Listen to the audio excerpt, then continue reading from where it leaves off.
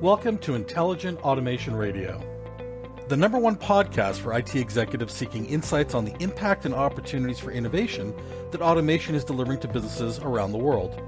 Featuring thought leaders in AI, machine learning, orchestration, security automation, and the future of work. And now, on with the show. Welcome, everyone. My name is Guy Nadivi, and I'm the host of Intelligent Automation Radio. Our guest on today's episode is Susie Wee, Senior Vice President and CTO of Devnet Ecosystem Success at Cisco. Everyone, of course, is familiar with Cisco, a Fortune 100 company and one of the industry standard setters in networking technology. Devnet, which Susie founded in 2014, is Cisco's developer program and partner ecosystem. It's now grown to a global community of over 500,000 dedicated to accelerating digital transformation via network automation and intent-based networking. These are unexplored topics for us on this podcast, and there may be no one better than Susie to speak with and get up to speed on the impact this emerging space will have on enterprise computing. So, we are thrilled to have Susie joining us today. No easy feat given her understandably busy schedule. Susie, welcome to Intelligent Automation Radio. Hi there, Guy. It's really great to be here. So thanks for having me, and thanks for inviting me to talk to your community. Susie, can you please share with us a bit about what path you took that led you to network automation and becoming a CTO at Cisco?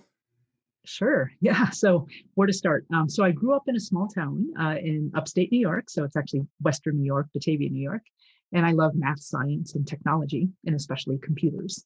But then I was fortunate to go to MIT. And when I was at MIT, I met all different kinds of people who love technology. And then I also started to participate in team sports. And I love team sports, specifically ice hockey. And then I stayed for my PhD, and I did research in what is now HDTV. But back when we were doing it, HDTV wasn't everywhere yet. But it was really fun to think about problems that nobody else had solved before, and to really spearhead and invent, like, what would a world of HDTV look like? And this was back in the early 90s. So if you go back to that time, it was like VCR tapes and things like that. So it was not yet possible to send video over IP networks. So it was really fun to work on those types of really hard problems. And people said things like, HDTV, why are you working on that? Nobody can see the difference between TV and HDTV. Of course, now everybody knows that they can. But after being at MIT, I moved and I got a job at HP Labs. I was a researcher at HP Labs in the video space and multimedia. And there, what we were working on was, once again, shifting the world from analog to digital and trying to send video over IP networks. So, using things like video compression, video streaming. And then we worked on problems like making video available on a mobile phone. So there was actually a time when that wasn't possible yet. And what happened was that really required networks to evolve and networks to have higher bandwidth so that they could actually carry video signals at higher rates. And so, I think that combination of being able to send video over networks was a real passion of mine, so that we could find new ways for people to interact and see video and have different types of experiences. So as I was at HP, I moved from research into the business. And then I moved over to Cisco as the CTO of collaboration. And it was great to work both at HP as well as at Cisco on life-size video collaboration, video conferencing, all of these areas. But then I said, hey, I'm at Cisco, a networking company. I want to work on the network too. And so it was really interesting to be able to think, well, how can we improve networks to be able to carry new experiences like video and multimedia and way more? So there was actually an opportunity, because the network was starting to become programmable. And that shift hadn't quite happened yet. There was talk about SDN in the industry about 7 or 8 years ago. And, Cisco's networking products were really just starting to become programmable as well. And what we said was, if the network's going to become programmable, you need a community of people who can actually use that programmability. And we need to take these kind of networking professionals, teach them how to, use the network itself in the best way possible. So I shifted from innovating myself to creating a developer program, which was now Devnet, in which we could allow the world to innovate. So using the programmable network as a platform, allowing the world to innovate on that. And this whole thing of combining technology with business, with an ecosystem of people, that's actually what being a CTO is about. A chief technology officer, where you're looking at the technology, what can it do, finding business opportunities, and then trying to help people in their lives. So, there are many different flavors of automation. For our audience members who may not be completely sure, can you please define network automation from Cisco's perspective? Yeah, it's great because there's a lot that you do with intelligent automation on your podcast. And it's pretty fun to think, or something that people may not think about, but for me, it's really fun to think about what automation means for the network itself. So first of all, when we talk about levels, there's about automation, there's many different levels to understand it. So there's this foundational level where, you kind of get in your mindset and you want to automate everything you can. Anything that you do manually, automate it. Anything that you have to do multiple times, automate it. And then you think about, what does that mean for the network? Well, networks provide connectivity, and it's really exciting that the world has transitioned to IP networks. They connect you to the cloud. There's all sorts of things that you do. But it's interesting to think about, how have those networks grown? So if you started a company and you started using an IP network within your company, you started to grow out some network equipment. And then you started to grow and grow your business. You started to make your network bigger and bigger. And under there's a whole bunch of network devices and network elements that you have to manage. And as your network has grown, what you want to do is, in order to manage it, you want to be able to automate how you manage that. So that's kind of one version of automation. But then what you can do is think about, the network is connecting all sorts of things, right? So the network is connecting people, it's connecting devices, printers, streetlights, everything. And what you can do is automate, and really do more than the connectivity, but you can use network automation to say, how do I securely put these things onto the devices? How do I configure, manage, test, deploy, and operate all of these things, but do it securely? And so that's a whole nother level of automation. And then the next step is where you're thinking about cloud, so, private cloud, public cloud, data centers, all of this, being able to secure your applications across there. Again, another level of automation to automate that network to handle those cloud workloads and really bring value to them. And then what's cool is, after you've done all of that kind of network automation, and it gets easier and easier, you start to think that once it's digitized, your network is digitized, you can start to solve problems like digital transformation. So just an example, a brewery. So a famous beer brewery that you know about, they have breweries around the world. And if you take a look at those breweries, they want consistent flavor in their beer. Well, there's a lot of connectivity. How do you sense things? How do you sense the temperature so that you get the same tasting beer wherever you are? Well, there's actually a lot of things that you need to connect up, sense, compare, add intelligence. That's a big part of automation leading to digital transformation. Another example, New South Wales, great place in Australia. And in this region, there's the transportation of New South Wales that's presented this new roadmap of how they want to add intelligence and automation and make smart transportation, smart cities, autonomous vehicles available to everybody. Again, a place where you want to automate the network and then enable these great applications and services to be done for people. You mentioned digital transformation, which the pandemic accelerated for a lot of organizations last year. How has the ongoing pandemic affected adoption of network automation? It's really interesting because, many people in the networking world and the IT world, they knew automation was important. And people knew and started to have a feeling that, yes, network automation is really important. But the thing is, it was on their roadmaps, and people would say, I'm going to do my automation. I have an architecture. I'm going to build towards it, but I'll do it later, next year. So it was kind of out on the roadmap. But 74% of CIOs reported that during this pandemic, some digital projects that took over a year to be approved are now just approved in a matter of weeks. And so this was an interesting study from AppDynamics. What they found is that, once again, these digital transformation projects were accelerated. These automation projects were accelerated. So once again, before the pandemic, everyone knew they had to do it, but it was a 3 to 5 year goal. But overnight, people were really trying to automate their networks. If you remember, when the pandemic first hit, to the level where we wanted to send people home, all of a sudden everyone had to work from home. CEOs had to take a look at, how do I get all my employees to work from home? People had to figure out how to get VPNs, enough access and capacity so that people could work from home. And then all of a sudden, the networking and the IT guys became the heroes because they had to figure out how to enable everyone to work from home, how to automate that connectivity, how to provide enough connectivity securely to get VPN, get applications working, and everything there. One example is actually contact centers. So a lot of people were calling in for help to different businesses, but your contact center workers, a lot of people use, for instance, contact center workers in India. There was actually a government regulation that said the contact center workers had to work in the office so they could be in a clean room environment to work on that business's problems.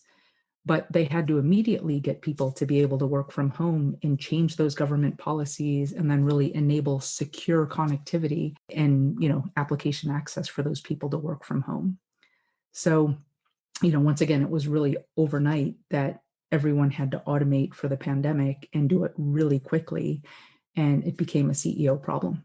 How good businesses did just depended on how quickly they were able to get people to work from home. That's a good segue into my next question about use cases. Can you talk about some of the more interesting network automation use cases you've heard about being put into production? Oh, there's really interesting use cases. And just, our partners around the world, our customers have been doing really interesting things. So one example I'll even tie to the pandemic. So Presidio is one of our Devnet specialized partners. So these are Cisco partners who've been building up automation capabilities and really offer this to their customers. One of their customers was actually a pharmaceutical company. And the pharmaceutical company, there's equipment that you have in the lab, experiments that you're doing and everything. But all of a sudden, people had to work from home and yet still find a way to access what was going on in the lab. And of course, because they were a pharmaceutical company, they really had to get going with the pandemic because there was just immediate work that they needed to do. So by using network automation, they were able to set up the right policies and the right security to be able to get workers at home to be able to access the right equipment in the right ways and just continue working. So that was really key. Another example is there's a company called Altus, which is a Cisco and a Devnet specialized partner based in Costa Rica. And they were helping the Ministry of Health. And, obviously the Ministry of Health had to work with all of the community and the citizens in a different way. People were calling in and, trying to get help. Well, as they were coming in, then Altus figured out how to help them engage with their customers by bringing in calls through messaging, calls through voice, get them into contact centers, do some analysis and intelligence to figure out how to route those calls to the right experts, figure out which of those calls actually needed to be sent to a medical professional. So they were able to add intelligence into there and then really enable, the right people to connect to the right professionals and get the help that they needed. Susie, please tell us a bit more about Devnet and your motivation in founding it. So as you said earlier, Devnet is Cisco's developer program and developer community. And what happened was, again, at that time, we were at this shift where we said the network is becoming programmable and it can be automated. It can be used in many different ways, but it takes people to do that work. And it takes a type of expertise for the people who are running networks to be able to use all of the powers that were going to come with a programmable network. So, what we said is the network, there's a shift in the industry. The network is going to become programmable, but you need people to unlock that power of the programmable network. And so what we wanted to do was make sure that there were people who had the right expertise in networking, infrastructure, who had that operational excellence to really keep these mission critical infrastructures going, but bring together the world of software, automation, DevOps, programmability, APIs, and make sure that people knew that as well. And then these people, either a networker could build up software skills, or a software person could build up some network skills or infrastructure skills. And then together, bring forward the promise of the programmable network and what it could mean for applications and experiences around the world. So we founded Devnet to really create that set of people with the right infrastructure and software skills to be able to make the most of the programmable network and what could be done with network automation and intelligence. And the other interesting thing about it is that something my professor had actually taught me when we were working on HDTV is he said, HDTV is not about TV, it's about jobs. And the thing is, when you're creating these new industries, you're also creating a whole new set of jobs. And when we take a look at DevNet and the shift to, a programmable infrastructure and network automation and cloud applications and how those work together, it's actually a whole new set of jobs. And people need a set of skills for those jobs to really make all that innovation possible. Susie, given your DevNet initiative, I think much of our audience will be curious to hear what specific skills people interested in network automation should focus on acquiring to accelerate their careers in the field. There's a whole set of skills that are really interesting for people to have. And really what it's about is combining some base level of network knowledge, right? So there's just a base level of how do you connect? How do you do things securely? So there's a level of basic networking that's involved. And then you add to that a set of really sound software principles. And with DevNet, we've actually created a new Cisco certification. So we have Cisco CCIEs, which are the engineering excellence of networkers and infrastructure professionals around the world. But we created a DevNet certifications, which add to that these software principles. And some of the skills that are there, understanding and using APIs. But when you use APIs, you need to definitely understand how to use them securely, how to rate limit so you can use them at scale. Also there's a set of skills around using REST APIs, using tools like GitHub, CI/CD pipelines, doing things like cloud computing, virtualization, containers, Kubernetes, and then applying even automation tools, using things like Ansible, Terraform. Cisco has a number of orchestration tools as well. And then how do you manage distributed applications to go ahead and use those baseline software capabilities? So these are the types of skills that are really needed to make kind of network automation happen. But that might have sounded like a lot, or it might have sounded easy. It depends on who you are. But what's interesting to think about is you don't need one person who has all of that knowledge. You can actually build up teams of people where you start to have a networker and a software developer or an architect come together and be able to work together to solve these problems using those different skills. These skills are needed to innovate, but I'm curious what you think IT leaders can do to create an innovation mindset on their teams. It's been really fun to lead DevNet and watch the community grow and watch the people, learn new skills, to watch a software developer learn more about the infrastructure, to watch an infrastructure professional, an IT professional or networker to learn more about software, and then to see them mix and really meet together. So what happens is if you think about an IT leader, what they need to do is really take advantage of the shift in the industry by having people on their teams who can really kind of master these skills and knowledge. But what we know is it's much more than those skills. It's also important that as people are doing these things, they're building up the excitement. They're saying, hey, I have a capability. And what we found is that our developers, our DevNet developers, as they start to get more skills and get certified, they get motivated to innovate. And then if you take a look at, there's some people who are building up these amazing skills and they're like, you know what, I think it's really important that I learn these software skills so that I can solve these problems. But back to what the IT leader needs to do is the IT leader really needs to cultivate a great environment for them.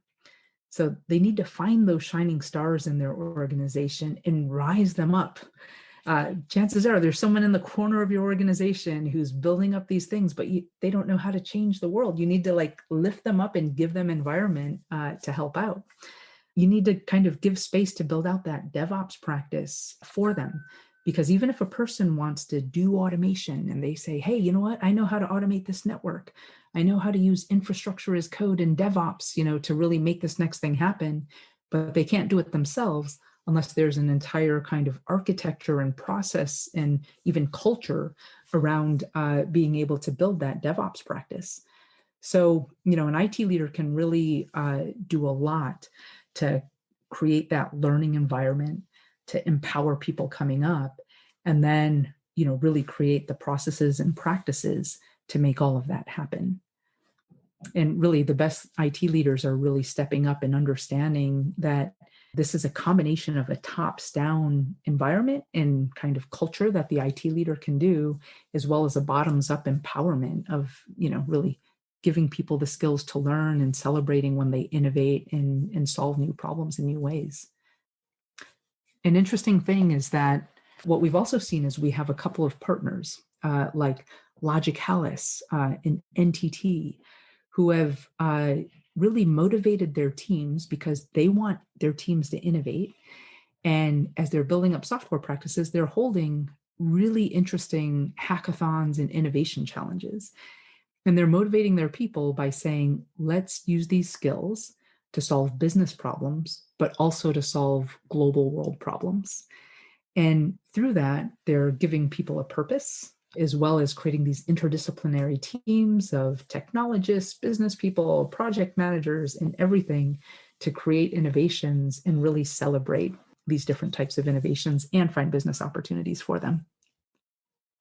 Susie, I'm going to ask you to peer deep into your crystal ball and tell us what you see will be the biggest innovations in network automation over the next 1, 3, or 5 years. So good question. Good question. I would view this in two ways or for two different types of personas. So I get really excited about, what are the biggest innovations and what it'll mean for networkers.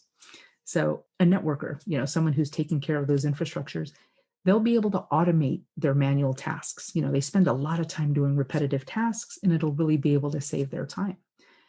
Then they'll be able to start to use these software practices in networking, like infrastructure as code and DevOps, and start to think about, how do I create infrastructure? How do I deploy? How do I roll back?